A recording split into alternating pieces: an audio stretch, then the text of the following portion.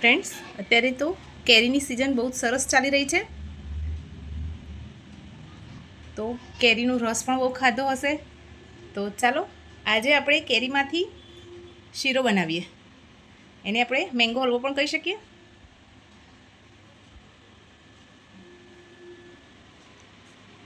તો ચાલો એ રેસીપી હું તમારી સાથે આજે શેર કરીશ. મેં એક કેરીને ધોઈ અને સાફ કરી લીધી છે. હવે એને છોલી અને આપણે નાના પીસમાં કટ કરવાનો છે. આની એક પ્યુરી બનાવવાની છે. આપણે મેંગોના ટુકડા કરી દેલા છે. એને હવે મિક્સર જારમાં ઉમેરી દઈએ અને પાણી કે દૂધ વગર આને ક્રશ કરી લઈશું. આપણે અહીંયા 1 કપ જેટલું, એને થોડું વધારે હશે એટલું દૂધ લીધેલું છે અને એક સાઈડ ગરમ થવા મૂકી દઈએ. આપણે અહીંયા ગેસ ઉપર એક કઢાઈ રાખી દીધી છે. એમાં આપણે સોજી ઉમેરીશું. આમાં તમે ઝીણી કે જાડી ઘરમાં જે પણ સોજી હોય કે રવો હોય એનો ઉપયોગ કરી શકો છો. હવે આપણે આને એ જ માપથી 1 વાટકી ઘી ઉમેરવાનું છે.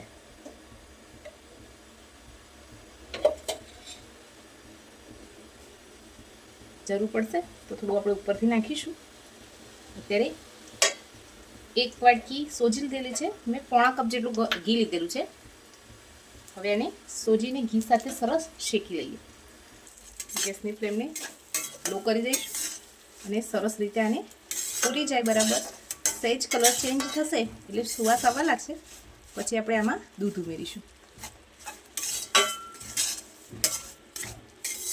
અને ગેસની ફ્લેમને એકદમ સ્લો રાખવાની, જેથી આપણી સોજી કે રવો જે તમે ઉપયોગમાં લીધો હોય એ સરસ શેકાઈ જાય અને એનો કલર પણ જળવાઈ રહે. સોજી શેકાય ત્યાર સુધી આપણે 8 થી 10 તાંતણા કેસરના લીધેલા છે. એને ગરમ દૂધમાં ઉમેરી દઈએ. કાજુ બદામના ટુકડા કરી રાખેલા છે એ પણ ઉમેરી દઈશું. તમને ડ્રાયફ્રૂટ્સમાં જો દ્રાક્ષ ભાવતી હોય એ પણ ઉમેરી શકો છો. હવે સરસ રીતે આને શેકાઈ જવા આવ્યું છે. 1 થી 2 મિનિટમાં તો સરસ શેકાઈને તૈયાર થઈ જશે. હવે જે દૂધ આપણે ગરમ કરીને રાખેલું છે કેસરવાળું એ ઉમેરી દઈશું.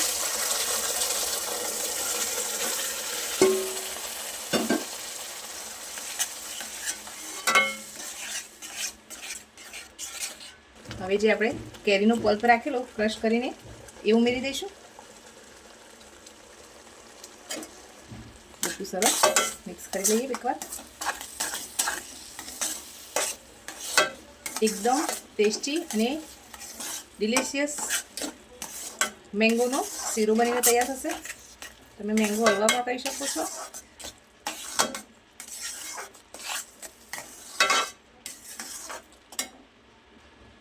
એક વાટકી જેટલી ખાંડ નાખીશું. કેરી પણ ગળી છે. જો તમે ખાટાશવાળી કેરી હોય તો એ પ્રમાણે ખાંડનું પ્રમાણ રાખવાનું છે. બધું સરસ મિક્સ કરી લઈએ. ગેસની ફ્લેમને લો જ રાખીશું. એ લીધે કઢાઈમાં ચોંટે નહીં અને તેલ છૂટું પડે. એટલે આપણો શીરો બનીને તૈયાર થઈ ગયો છે. ચમચામાં લઈએ ને તો પણ જો આ રીતે નીચે પડી જવું જોઈએ. હજુ 2 મિનિટ સુધી આને થવા દઈશું. પછી આપણે એને સર્વિંગ બાઉલમાં નીકાળી લઈએ. આપણે હવે શીરાને સર્વિંગ બાઉલમાં નીકાળી દઈએ.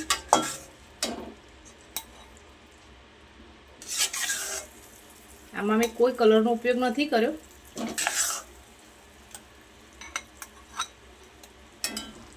ફ્રેન્ડ્સ, આપણો મેંગો શીરો બનીને તૈયાર થઈ ગયો છે.